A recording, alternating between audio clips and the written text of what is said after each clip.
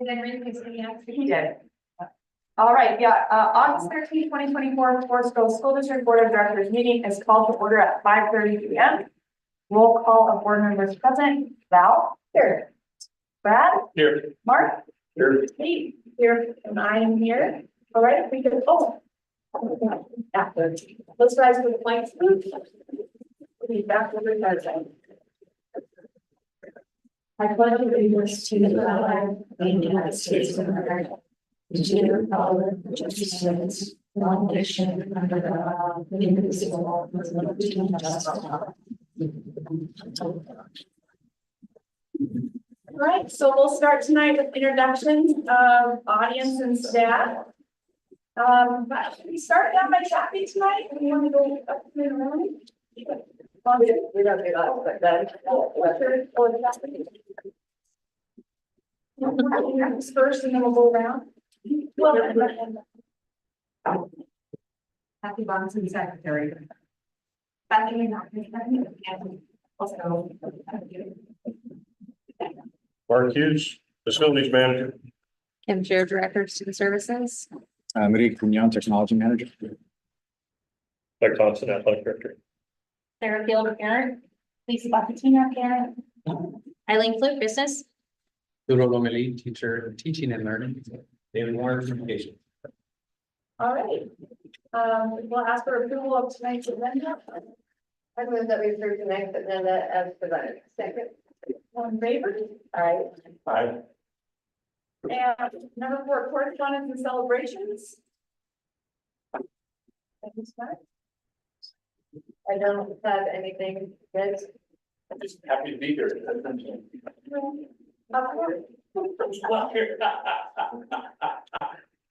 We're getting back into the groove. It's not April Fool. For number 5, Paula is not here tonight, but our new student will be joining us at our upcoming meeting. Number 6 is recognition. Recognitions. And number 7 is Dr. West Superintendent Report. Welcome. Thank you so much. Just a couple of quick things for my report for tonight. The highlight of the last couple of weeks have been meeting people within the community and people within the school district. That's an absolute pleasure, and that's where I've been focusing a lot of my time, as much as I can. Get into training sessions, get into community events, meet with our senior partners, learn how they support our students. That's what I've been spending quite a bit of time doing, and that's been tremendous. Nothing but warm welcomes across the board. The potential that I see to support our students when it's actually tremendous. Another highlight was last week, we had Senator Ron White visit us and Star High School for a town hall. There were about 100 people in attendance at that town hall. From my perspective, robust conversation. There was a questions asked of the senator, and I hung in there for questions that probably isn't for him, but it is an opportunity for him to get up close and personal with the community for Australia. We had some visitors from outside the city as well. That was tremendous. All other efforts have been focused on getting ready for the school year in front of us, and it's right here. It's very close. So there's a lot of excitement for the district. Forest Grove Education Association, I know you are here tonight, nor did submit comments. And unscheduled public appearance, happy tonight. And so we'll move on to the consent agenda. The consent agenda is made up of routine, non-controversial items to be voted on under one motion. Are there any items within the consent agenda that a board member or student discuss separately? Yeah, I just had a quick question. Did we lose them as a principal at high school? We were hired. We hired. Okay, earlier, right at the end of the last school year. Okay, so I just want to make sure that wasn't an ad of a position, but it's just not very good. So, okay. Thank you. I don't have any questions. I move that we approve the consent agenda as presented. Second. All in favor? Aye. Aye. All right, on to presentations. The first one is Citizens Bond Oversight Committee Annual Report. Welcome, Eileen.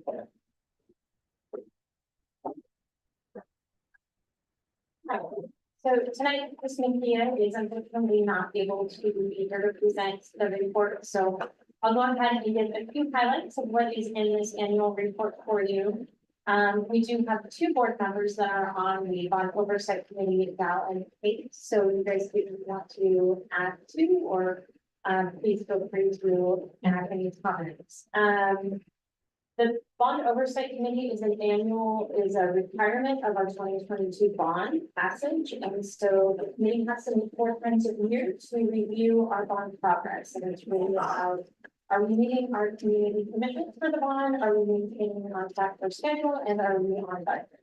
And so those are the 3 kind of highlights that are in this report. The first page of it just goes over our bond promise and the requirement of the committee. And then the second page, the budget overview, those 3 boxes are the highlights of the next couple of paragraphs. And really, it's just talking about of our $121 million bond, we're expecting to get at least $139 million in total resources. That includes $10.7 million premium of the first bond sale and $6.7 million in housing grants and $23,000 in interest to date. This budget update does go through June, so there's a little delay. We have $81.8 million expended or committed. We have 11% of our total budget fully expended, and we have 46% committed. Committed is contracts in place or POs in place. So Cornelius Elementary School, the whole construction project and the whole contract is committed, where a portion of that is expended. So you can see what we have contracts in place for today. That leaves $57 million remaining uncommitted or expected. And then as far as schedule and projects, the last section of it, we have a good example or a good summary of where we are with all of our projects is the back page. And that's kind of a summary of all of our bond commitments, whether it's replacing Cornelius Elementary School or safety and security upgrades, hands-on learning, early childhood, and repairing and update of aging buildings. So you can see the first column is what's completed, the second column is what's in progress, and what's coming up is the last column. So far as of June, we have finished ADA access buttons, gas at the high school, access control upgrades in cameras at Youngster Creek. We had started on our design and planning and hearing and permits for Neil Armstrong, Dilly, Cornelius, and Forest Grove High School. We had finalized the Tomahawk gym floor, the Tomahawk track, the Neil Armstrong track, HVAC project at Forest Grove High School, and then many of our roofs. In progress and currently under construction right now, we have a lot happening across the entire district. Cornelius has kicked off construction. We have gas improvements happening. We're just finishing at Forest Grove High School, Billy from Town Hall. Access control and camera upgrades at many of our buildings, and security film at all of the entrances for all of our buildings is currently in process right now. We have that studio, Cornelius seismic, both of those should be wrapping up in the next 2 weeks. Forest Grove High School CTE should be done by November. Classroom technology, the modernization, the committee was in process last year. We should be finalizing the scope of work this fall and starting that next year. Dark fiber, we are waiting for permits on that. As soon as we get permits from that, we will be off on getting that scheduled. And then just a lot of our deferred maintenance. The one thing that I did want to point out is the early childhood pre-K classrooms. That one initially we had planned to start construction this summer, but because of the scope of what we had for construction this summer and the planning requirements around that, we are going to start the planning this fall for construction next year. So that's one where we did a schedule shift in the picture. Otherwise, that's summary of this. Oh, good. How is the track almost done at the high school? Or is it first gonna be done before school? The high school track resurface should be complete And then the dams turf field is almost complete. We're doing some final checklist items and we are not reopening that one yet because at this point, there's a gap difference between the level of the turf and the track surface. And so there's a little bit of a tripping hazard. So we haven't reopened that. We're meeting with the teams on Friday to figure out what next steps are if we want to tentatively open it and then fix it after fall sports, or if we're going to keep it closed until we can get it fixed. They do for football. Right now, they're going to the high school. So we're talking about what our options are this coming Friday. So that's why that hasn't been open. Please, you know, how much it's gonna happen with that. Yeah. So that's a whole thing. Nope. Everybody want to Is there a gap between the track and the turf or is No, it's about an inch and a half, a surface level difference. So if you're walking from the turf to the track, it could potentially catch your toes. So the track's higher than the turf, Track's higher than the turf, maybe not flush. ideally, yes. That's gonna be. That's what we're working through right now. Is there's a little bit of a, so when they installed the turf and then got everything in there, is when we're looking at that. So the track went in first, so the turf, people should probably make that work. Yes, yeah. So we're just looking at options. We'll probably have them peel back the turf and then fill it to level it, but it's a matter if we do it now or if we let fall sports happen and then do it later. So we just need to look to see what that risk is. It looks really nice. It's beautiful. Yeah, it's really nice. So just, are there any other sort of, classroom or building supplies that when students go back or staff like that? There's gonna be a lot of I surprises. mean, so there are, I mean, nothing that can't be managed. Well, we will cut right to the wire on opening both Dilly and Neil Armstrong. Those are gonna be, they're wrapping up projects right now. They're still under construction. It's gonna be tight for timing, but staff will hopefully be able to be in the first day of staff returning, for both those buildings. But it's gonna look completely different. Dilly has a full new exterior paint, siding. It's gonna have. I guess what I have is there's no, all this has been planned, there's nothing that's going to cause disruption that we haven't anticipated. No, I think there might be a few things that get done after the start of school, but nothing that's gonna prevent school from starting. That's right. And it happens. Yeah. Say thank you, Mark, you can see the Dale Street plants look great, they put in your date, and was fabulous. I'm now walking twice a week out there at 8 o'clock at night. It's great. Sure. But, they did a really nice job, I like how they put in the lease of that at the entrance, it looks really good. So I think, well, it's good. And I know you were anticipating, were you anticipating putting your date? No, Yeah. that one was a surprise. You were running on Joyce and I, right? We had to fix that water line out front. Yeah, it was late. Right, there was a few things that are added benefits this summer that weren't planned. Look, Joyce calls me up and says, oh, Got it, Joyce. our group is in my car down there figuring out the little machine. It's our community. We want to thank you too. Thank you, Lord. Thank you. You guys did a good job. Any other questions? Thanks, Arlene. All right, summer school program update. Now, our second report, I'm really excited to bring to you. One of my efforts this summer was to make it through all of our different summer learning programs. And that was tremendous. It was great fun to see what kids were doing, the way staff were engaging with kids across the district. Having a chance to talk to young people about what they're learning. I want to share some highlights from the summer. We have many and really good learning tonight, so if we could go to the next slide. Just a little bit of background. We had a few main summer programs. We had Summer Skills Academy, which covered the 3 different types of programs between their pre-K to 6th graders and 7th and 8th graders. and rising ninth graders, which we commonly call our 8.5 program, so that in between programs. And then we had Forest Grove High School Credit Recovery, and we had the CBAC program, which was well attended. Next slide, please.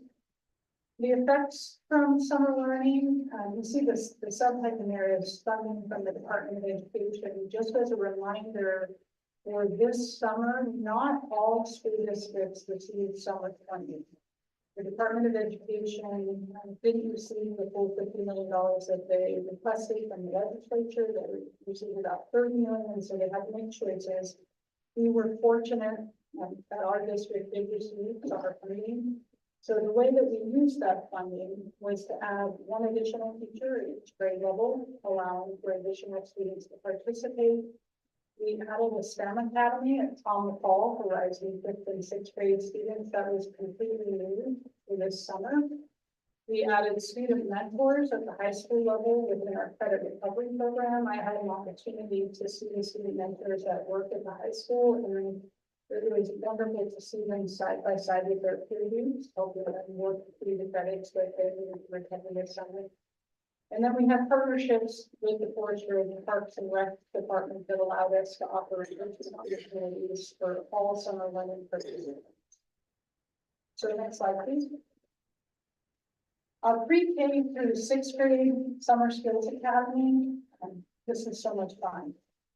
When I had an opportunity to see this program, we had little ones that at the time were practicing their alphabet, and to see them engage directly not only with writing skills, we forget sometimes if you're not engaged with little ones all the time, but you have to actually practice writing. You have to hold a pencil in your hand, put it to paper to learn that skill, and how proud they were as they were practicing that skill and learning to write their words and showing it off.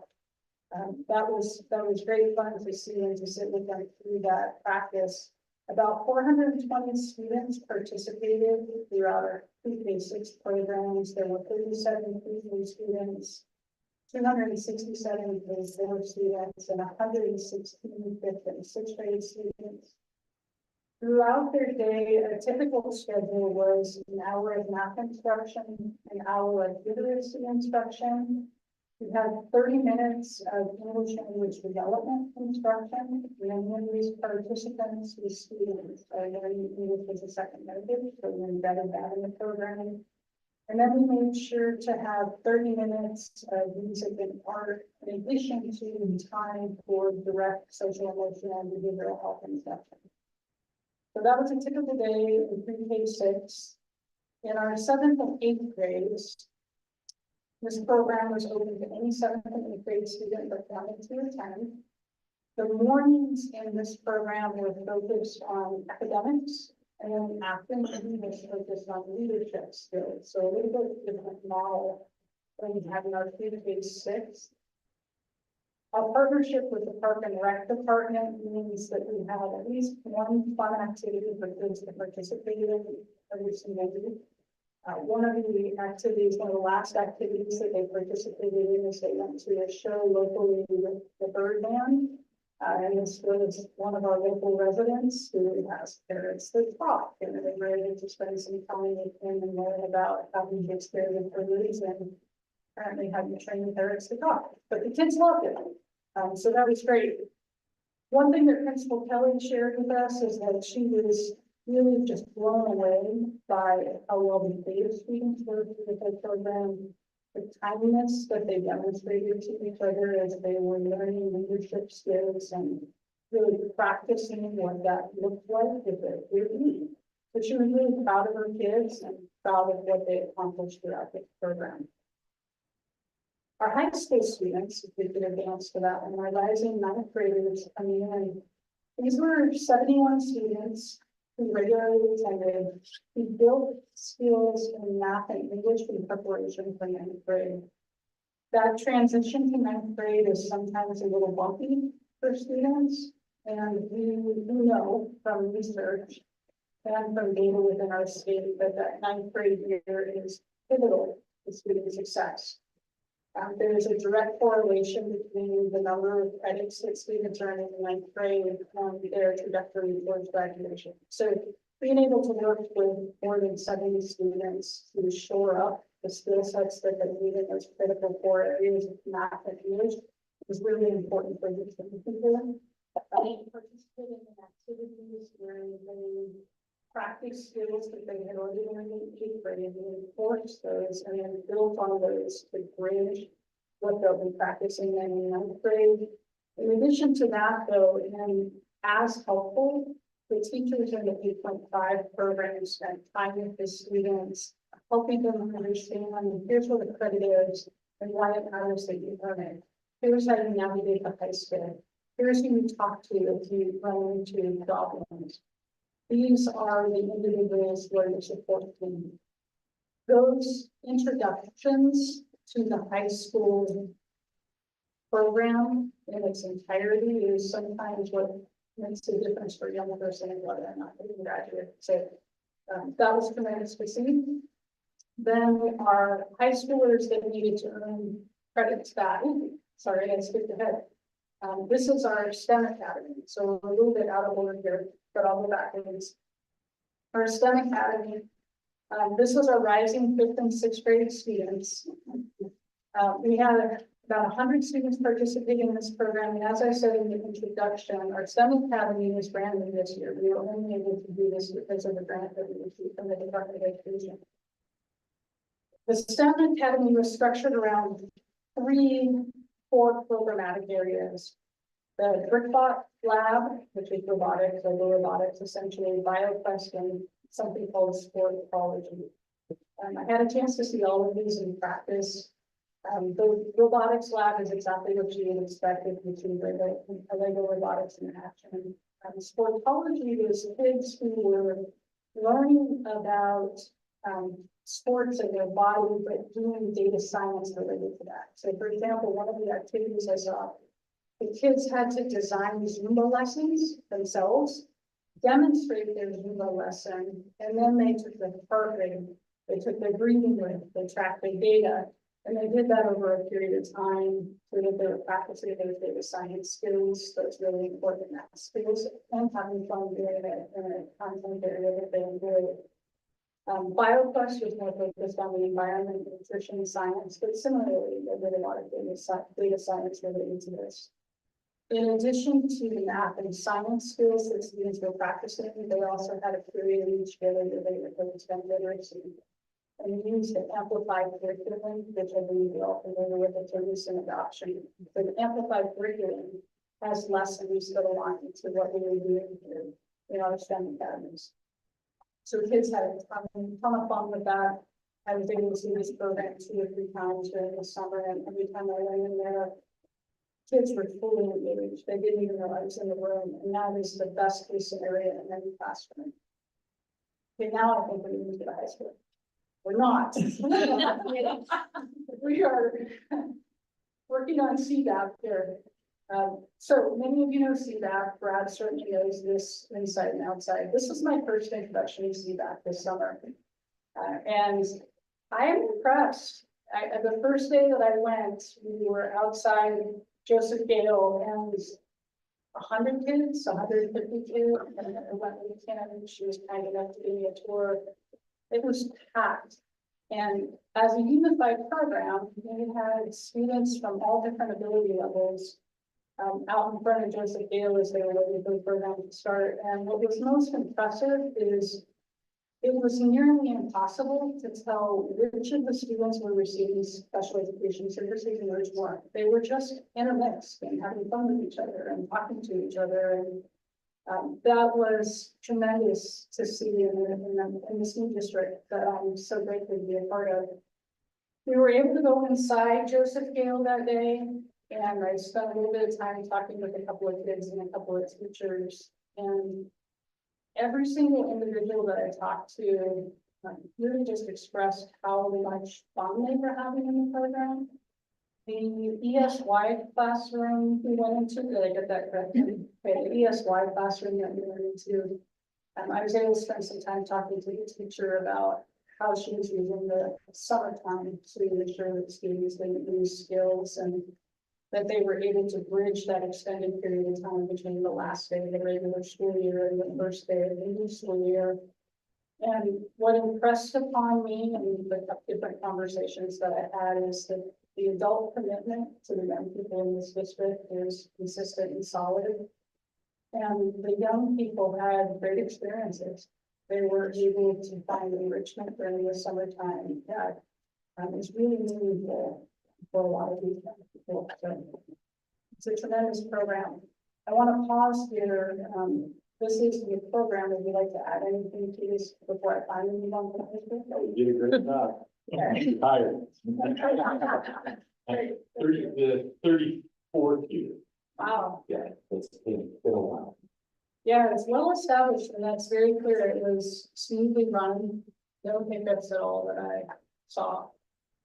And lots and lots of people invested in the program, lots of adults in the community. Are we ready for the high school now? I think this is next. Yes. Okay. So the high school, as I said, I had an opportunity to stop in at the credit recovery classrooms across the high school. 238 students attended.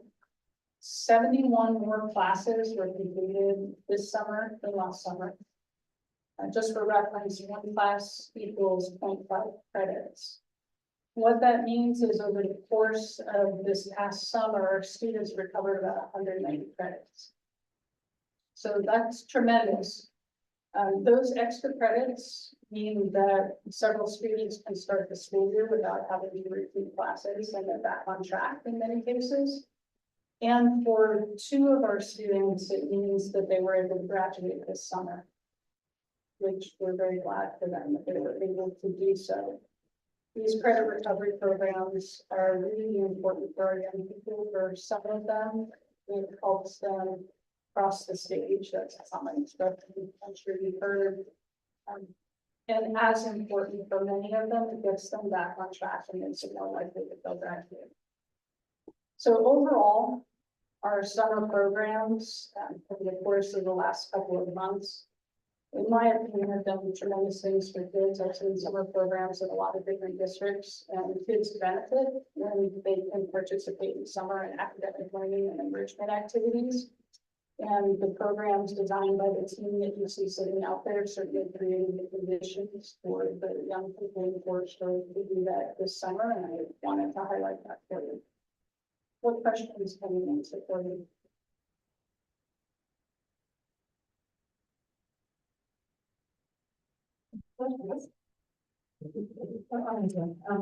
Were the teachers that come involved participating in the STEM program to the students? Yeah.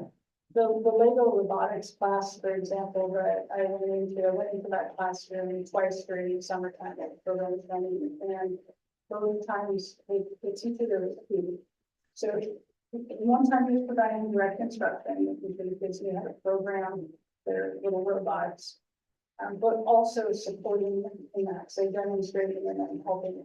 And then the next time that I was in there, he was right alongside them as they were using their little tablets to make the robots do things. And he was excited as the young people were, and they made it work the way they wanted it to work. And then he was alongside them when it didn't work to ask the right question so they would correct their change and get the robot to get done correctly.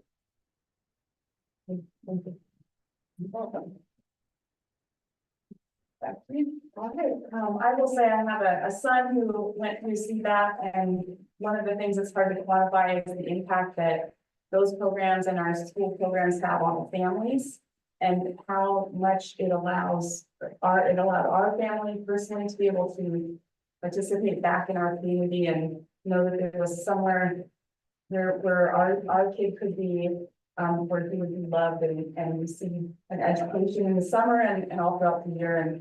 And then I think the other piece to the summer programs this year were how they had to be scaled up so quickly. And that's a testament to the staff and the admin that are here, but the teachers and the principals who had to step in at the end of a very long year and then say, and I'm all in for this and make it such an impact. And so thank you to all the staff who gave their time and energy and created yet another program that's benefiting everybody, so. All right, we're gonna move on to action items. The first one is OSAA collective agreement around swimming. Welcome, Doug. Hi, Hi. so the collective, I think Kathy is, do I have to come up here? I think Kathy is probably too efficient on this yet, because I haven't even got a request from banks, have you? No, you said we. Yeah. What I would ask for, and I think Kathy and I talked about a 3-year, and what a cooperative or collective is they're not competing for us in the old days. Mark will know the history of a bank superintendent sending a letter to all the four-stroke kids to transfer to banks. And then we were in cooperatives together, where they would come and compete for us, and those ended at that time, probably 8 or 9 years ago, and we haven't really done them since. When it was open enrollment. This is the first year we went back, and now it's illegal. It's actually been illegal for probably about 4 years for this 6A to be in any type of cooperative with the school where they can compete with our kids. But what's established is what we can do as a collective, which really just means we're sharing resources. So this collective with banks in swimming only at this point would be that their swimmers can come over and practice with our team, and then they can go compete in whatever conference banks. I'm sure they're in a special district at the 4A level. They can take their, last year I think we only had one student participate, so she would come out, work out with our coach, practice with us, and then her parents would take her to meets and she would compete. So it's really not competing as a four-stroke student, it's just allowing them to practice with us. In reading it, we talked about 3 years. I think we can only probably do a 2-year agreement with them because we're up against classification realignment. So I think it would probably not be a good idea to do 3 years because there may be changes that we don't foresee, but I would think if they ask, then we can go ahead and accept their 2-year agreement to what we did last year. So Doug, if they have more than one, let's say they have 4 or 5, do they have their own, do they have a coach? No, they don't. No, I think the parent, well, they do, their coach is the parent, and he or she, I don't know if it was mom or dad, had to do all the coaching classes, so they are actually the coach. And they come to practice sometimes, or cleared to coach, or through banks. But I just wondered, I mean, whether your coach is coaching them or. our coach is coaching them for specific skills Okay. and safety. I think the parent is there, but then when they go off to their meets, it's the parent coach that takes them, yeah. So they get 4 or 5, maybe they'll hire a coach. So you said swimming only right now, is there, I don't know, is there? The only ones you can do it in are individual sports, and we haven't had any other requests. Okay. Because banks has most of the other individual, I mean, maybe golf, I don't know if they have golf, but once they have tennis. They have golf. Do they have golf at banks? They do have golf. Oh, that's They right, don't have. they don't have tennis, but I haven't had any requests for tennis, I would assume we would do similar things with, if we had other requests, but right now it's just swimming. And it has to come from banks, I haven't got it yet, I know they had a change in leadership, I haven't heard from him yet, I've emailed them a couple times today, we're gonna okay this, but you guys gotta initiate the paperwork. Ben hasn't done. Ben's not the AD anymore. Oh. Yeah. Okay. It's the football coach, he's probably pretty busy and not thinking about it. But Kathy is, she's all over it. What else is new? Yeah, I know. So when we make this motion, you would suggest that, because right now we have it for 3 years, you would suggest that we drop 2026, 2027 Yes. from the motion and just make it for 2 Make years. it for 2 years, yeah, just because If of they submit the classification. paperwork, we just receive it and then okay it. Yeah, Okay. Well, So this would it's just all- sit. it's all in. Oh, we can't, Kathy, we can't vote on this? Yeah, literally, yeah. yeah, we can approve it. We're saying But if that they we don't ask, approve they don't having a ask. collective agreement with banks, and once they submit it, then it's already good to go. If they don't submit it, then whatever. Yeah, we just have to have board agreement. OSA wants to see board agreement on it, that's all it is. You can agree with it before it happens, they don't care. Okay, okay. The former came in and talked to us last year, she was great. Yeah. Yeah. Okay. I think it's- Okay. All right, do I have a motion to approve the OSAA collective agreement? Yeah, read that whole thing. Well, okay, do I have a motion to approve the OSAA collective agreement between Forest Grove School District and Banks School District for swimming for the 2024-25 and 2025-26 school years? So moved. Second. Second, it's been moved and seconded, do we have any discussion? And roll call vote, It's up to you. it is? Sure. Okay, roll call vote, Brad, Yes. Val, yes, Kate, yes, Mark, Yes. and I'm a yes. Okay, all right, Thank you. thank you. Arturo, welcome, Odyssey Software subscription. Yeah. Good evening. I am here today to talk to you about Odysseyware, which is our software that we use for credit recovery at our secondary schools. For both high school, Cal, NAMS uses it at times, and Oak Grove Academy, because it exceeds the $50,000. We come here on a yearly basis to give you an update of where we're at. This year, the contract is at $67,500, so we're looking for your approval on that. I will note that that is $15,000 less than last year. So after I came to you, this is one of the first things I brought to you, as I started the district. One of the things we did last year was evaluate this product. To analyze if we're using it efficiently, really aligned to goal 4 in our strategic plan, that we're maximizing our resources. What we found was we actually are reducing the license by 25 to 75 this year from 100. Because what's unique about this product is, the 75 licenses are for when they are used at any one time. So, we don't need 100 licenses necessarily, because we don't have, although we may have 100 or more kids using it at some point, not at the exact same time. So we feel pretty comfortable with the 75, which saved us $15,000. And in those discussions, we talked about different products as well, and just feel like Odysseyware meets our needs. It's what our staff and teachers have invested in terms of understanding, knowing, maximizing it as a tool for students, also being able to provide lessons in association with it and that type of thing. So we feel like it's a good product for us. We have reduced our usage in terms of 100 to 75 to maximize our spending. So bringing that to you today. I like that. Well, I have a couple of questions. Just been looking at preparing for the board meeting. I know we've been with Odysseyware for a number of years. So my question or earlier today was just, have we evaluated other programs? And is this still the best one? I know that we're aligned, so that teachers have taken time to align probably the coursework with Odysseyware.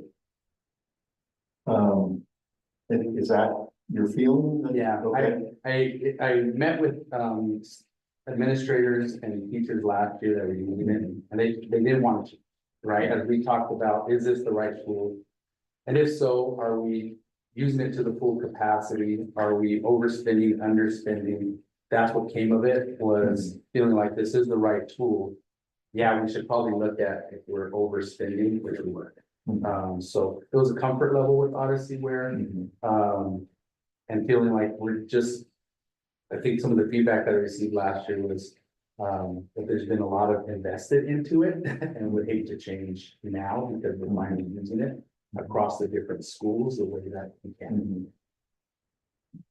So I would just say, I would hope that we don't not look in the future at other products simply because it is what we've always done. Sure. And so I would hope that we wouldn't take that stance, even though everybody's comfortable with it, and, align things to it. Yeah. And the other part to my conversation regarding this has to do with, I know it's mentioned in here, credit recovery and original credit. So I'm a little interested in, when I saw that, I kind of knew that, but when I saw that, can you talk about, the original credit? Yeah, so predominantly it's for credit recovery. It's very rarely used for original credit except in unique circumstances. So NAM's really not a factor because they're not credit at the middle school. Oak Grove Academy uses it for original credit, specific except for math. So that's a very unique population, unique set of circumstances. The high school only had one instance last year where a half credit was awarded for an ELL students who didn't have a room in their schedule, and we did a health credit who was also supervised with a teacher in hand, right? So it was a very unique situation. And then Cal, it's used for those students who are remote. So who have maybe been expelled, Yeah. safety reasons, those types of things. So it is not what we would it's not for original credit unless it's a very unique situation. And I guess the other question, I know the slide is up for how many credits were received this summer, but I'm a little interested I'm a little interested in seeing how many credits are awarded over the course of the school year through Honestly, where track credit recovery. we can track that, or I can certainly go back and look to see what kind of data we have associated with it this year. I'm sure that we can get that. And yes, certainly summer school, it played a role, Yeah, but I also what was nice in summer school is kind of a hybrid model because you had certified teachers there, licensed teachers there, and you also have those student mentors. And so it's kind of a hybrid using Odyssey-ware, but not just city kids in Odyssey-ware saying, this is your mode of instruction, right? So. Yeah, and I guess, is there a sense, and this would be a question for the high school that, I don't know how to say this, but is there a sense that students would not try hard in a face-to-face classroom setting and then do it through credit recovery because it's seen as easier? And that's not a question you have to answer today, but I'd like to follow up on the Odyssey where over the course of the year. I understand today you're just wanting permission to purchase it, but there's a part B to that I'm interested in. Yeah, absolutely. We can certainly have some conversations around that. Okay.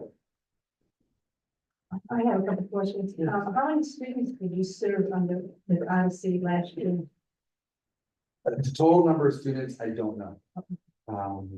That's something that we would have to do some digging on in the software. And it's just high school students in some instance, right? Correct. High school age. High school age child. Yeah. Okay, calculus. Health and Oakland Academy, and so we want to be inclusive of all that. I'm sure that software can run some of those reports and usage rates. And I'd be glad to get that. It'd be interesting to see how many students participated this year with last year. The number increasing or the increasing. Yeah.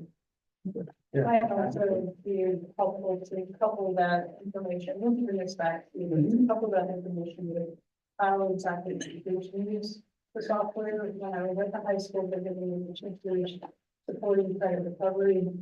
And the couple that I spoke with directly walked me through how they look at exactly what students need, which they can tell by their grades, what conversations with students, teachers.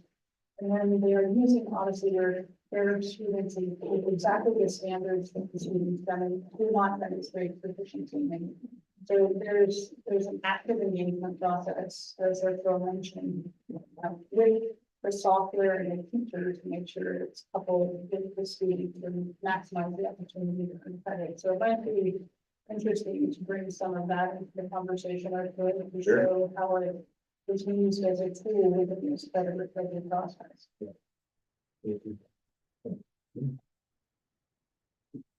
Any other questions? Let's see, do I have a motion to approve the Odyssey-ware software subscription purchase up to $67,500 for the 2024-25 school year? So moved. Second. All right, any discussion? And let's take a roll call vote. Mark? Yeah. Kate? Yes. Brad? Yes. Val? Yes. And I am a yes. Welcome here. Every year. This is a better year. We've been able to hire for the full-time people that are new. We had 5 open positions. We had 9 total FTE, and we had 5 open positions. And we were only able to fill 1 position. So that's really good news. We have some really great speech on pathologists, some out of school and experience, and we're really excited to start almost fully staffed at the beginning of the year, which I think it's been prior to the pandemic that we've been able to do that. So we're really excited by that. But I'm here because what we'd like to ask you is for, because it exceeds $50,000, we would like to use a contracted agency for 1.0 FTE to fill that last slot. for the 24-25 school year. And we would ask for 129,200 up to that. That includes salary and benefits, so that's the comprehensive cost. How do you support these new speech pathologists so that they stay in our district, and feel like they're supported instead of just being dropped into a building and. Good question. Good question. Actually, well, we do have a couple speech paths on our team that are pretty supportive. This year, what we were able to do is offer a stipend to one of our SLPs to act as what we call a department chair, which is aligned with the high school and middle school do with their content areas.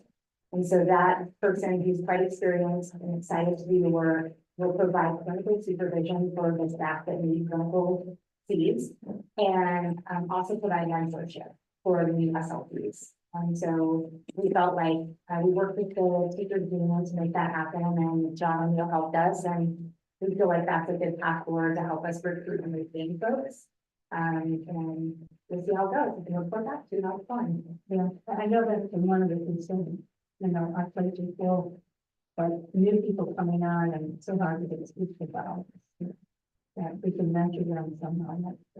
Our cases are pretty competitive too, so they're well under 55 in those cases. So that helps us. Yeah. Thanks for asking that. All right, do I have a motion to approve spending up to $129,200 for a 1.0 FTE speech language pathology position that is vacant in student services for the 2024-25 school year? Second. Let's just do all in favor. I, All right. Thank you, Kim. Sale and Viking House. We just got that done.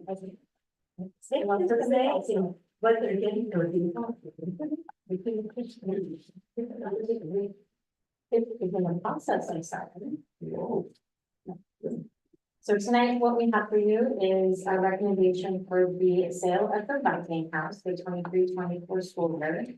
It is for $655,000 with the Daniel L. Van Bay House. At this time, we have the appraisal back at value, inspections went good, and everything is still in process. Closing is estimated August 27th. So we are, from that. So that's what the appraisal. we don't get the, we don't know. What did we ask for? We asked for 665 and we are accepting 655. So just under. Questions? Do I have a motion to approve the sale of the 2023-2024 Viking House at $655,000? So moved. Second. All in favor? Aye. Opposed? Thanks, Arlene. So. Are we on future action items? Future action items, this is an opportunity for the board to provide input for future board items or discuss and report on any committee meetings they have attended. Anyone? Yeah. Emergency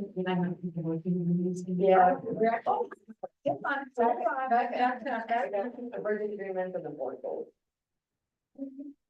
Yeah. Did I? I'm so sorry to hear. They're right. Oh, okay. Yeah, we didn't know. We It's okay. Here it is. Here they are. It's just like the PowerPoint. They come down. All right, that was pretty exciting. We're almost done, but now we're gonna. She's gonna be here record. Okay, future action discussion. Number 1, school board superintendent working agreements for 2024-25. Yeah, but yes. Yes, please. I'm begging you, please. So we had a retreat just a few weeks ago, and during that retreat, we had really great discussions around 2 items, the board superintendent working agreements and then 4 goals. The first one that we have here in the board packet is the board and superintendent work in agreements. During that conversation, with Kathy's help, we took notes on all of these things that we felt like we can do this better, or we no longer need this. So we made those revisions. We kept the track changes in the document so that you can see what was originally there and the changes that were made based on the conversation. We're bringing this back to you for review and for discussion to see if there are any other revisions that you'd like to see before we bring it back at the next board meeting for action.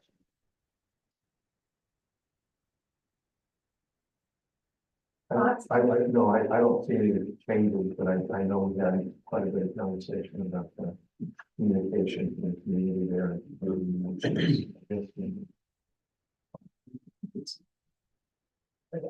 Yeah, that's that. Yeah, right. So that was when we talked quite a bit about, which is important. But I don't have it exactly. Right. Other comments on that? Okay, so school board goals, there we actually did make a few significant changes on that. Correct. Yes, the school board goals are also included in your packet with the track changes. As our chair said, the changes to the school board goals are much more significant than the changes to the board superintendent working groups. We did keep those striped out so that you can see what it was and what it currently is as proposed. This would recap a couple of things here because these changes were much more significant. We changed the format at goal 1 so that it means the board will support the work of this plan by doing the following. So by changing the language in that very first stem, it also changes the language underneath that. Goal 2, we shortened quite a bit to simply read when possible board directors to visit schools and attend school-based events or performances, and struck out the extraneous language that we felt we might not need later.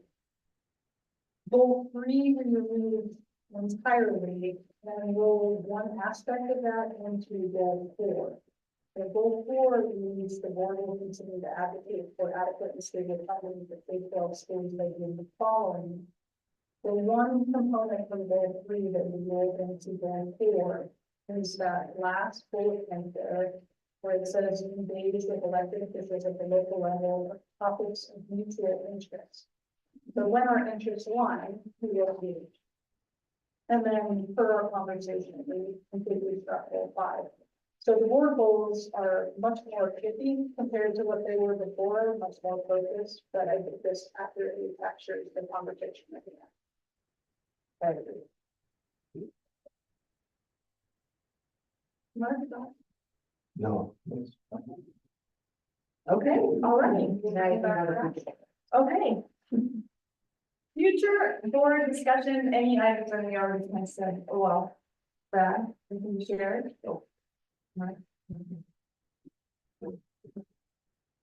I figured you guys were gonna share some OSBA stuff with us. Well, I have 2 things, but one was we are debriefing, we just attended, and I'll let you your thoughts, but just attended OSBA Friday and Saturday, and we are gonna compile, there was quite a bit that happened there in discussion, and the LPC committee also met, and so we're just going to sort of try to synthesize that and bring something to you once we sort of debriefing and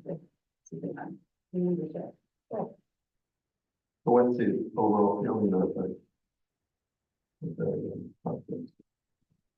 I mean, I know again, it's difficult. Yeah, there was low attendance, compared to what we've seen in the past, and I think it was starting to dwindle the numbers even before COVID, but now it's low. I'm glad it's expanding.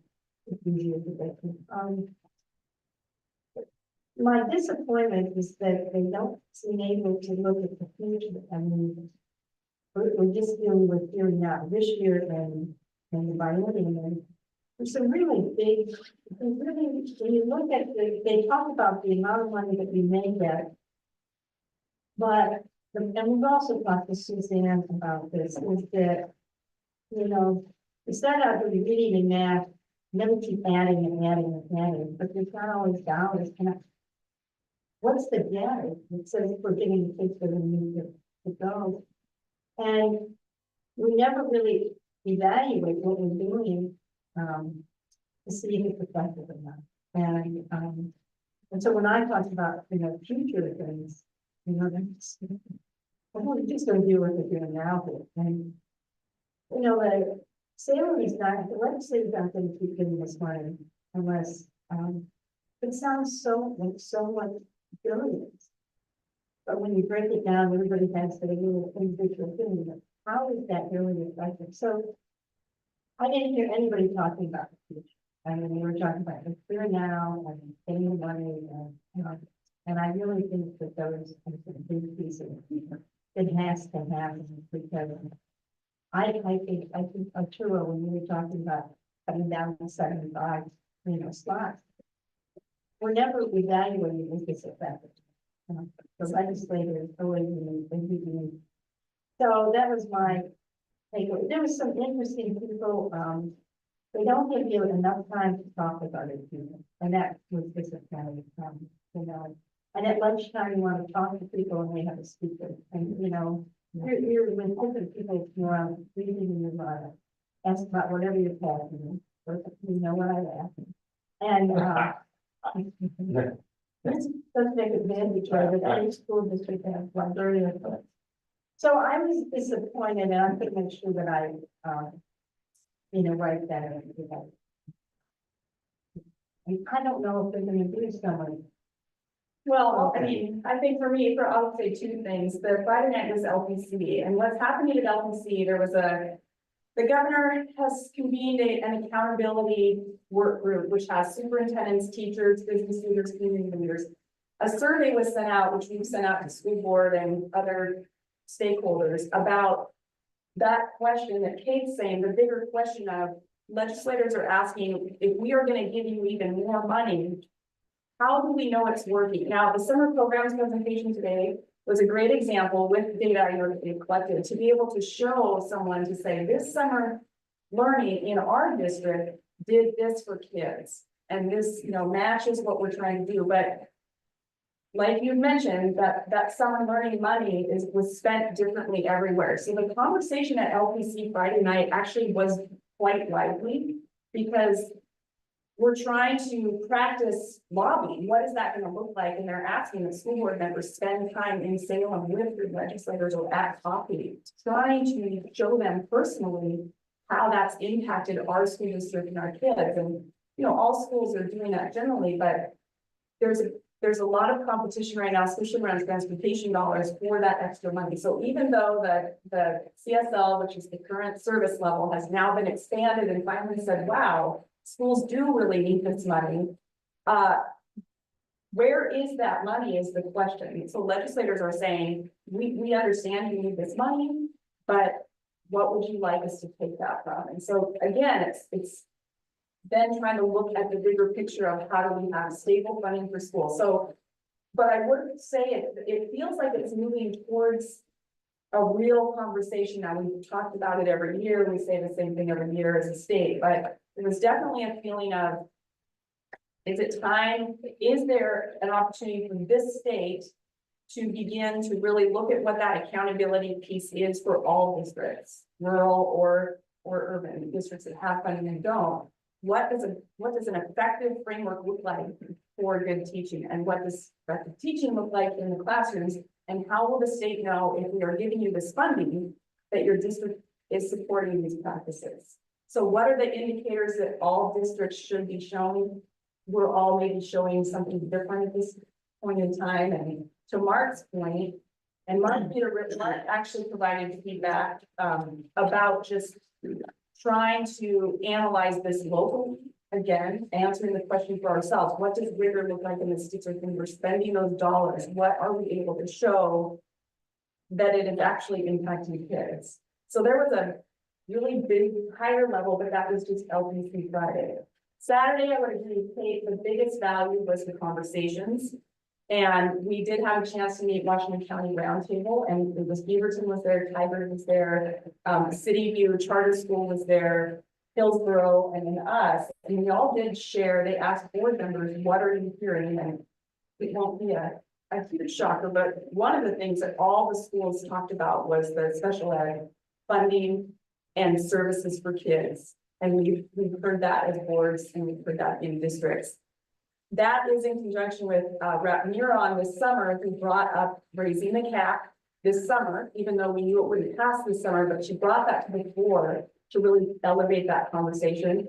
And now it feels like there's momentum there to really look at raising the cap. That being said, again, raising the cap means what, and then and then what does that look like in districts? So what the roundtable is doing is bringing us together as board members to really start communicating and getting aligned so that when we are going to talk with Rep. McLean or Senator Sullivan as elected leaders, I'm saying something similar to what Hillsborough is saying, to what Beaverton is saying. And then we also represent things in Gaston who are not there. So trying to sort of close that loop and make sure we're communicating with everybody. But the conversations, as you know, at conferences, when you're having the side conversations or the lunch conversations about what's actually happening was really helpful. And one of the things we noticed and noticing and wondering was that, again, the voice of the teacher in the classroom, superintendents are there, school board members are there, but making sure that we're elevating the voices of teachers in the classroom who are on the ground doing the work, and also student voice. And that was mentioned by several people saying how we build student voice into these opportunities. But so there, we did the summary. So we're not gonna, You're off the one. that was it. That's basically some.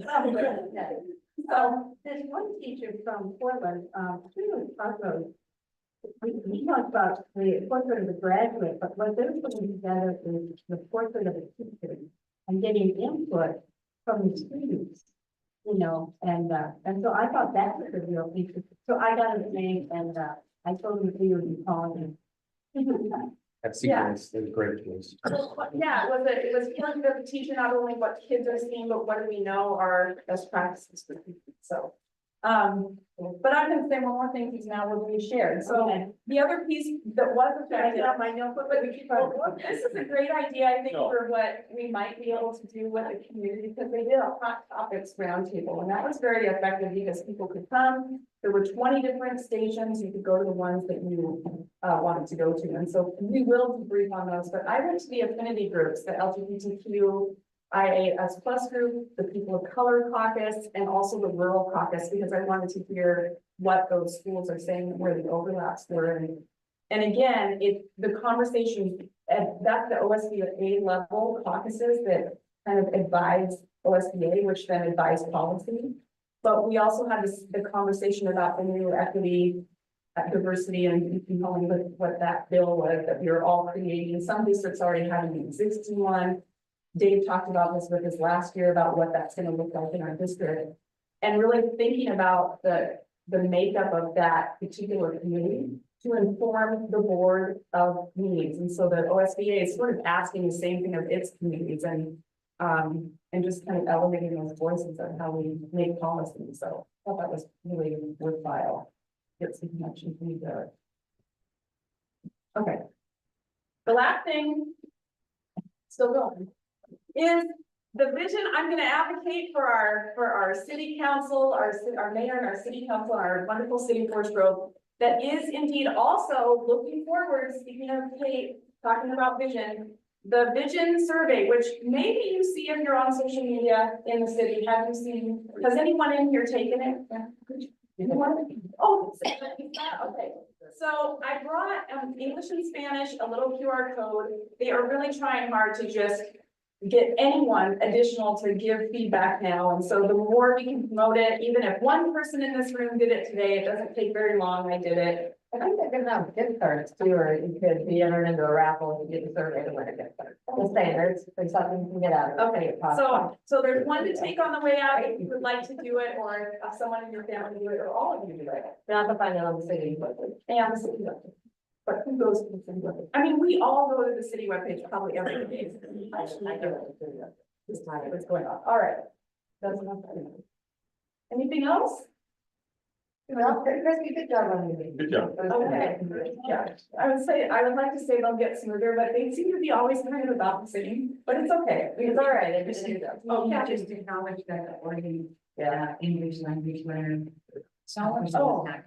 Okay, so for the information part, I do need to acknowledge that the 2022-2023 report is included in the packet and also available on the district website. And there is no further business. This meeting is adjourned at 6:35.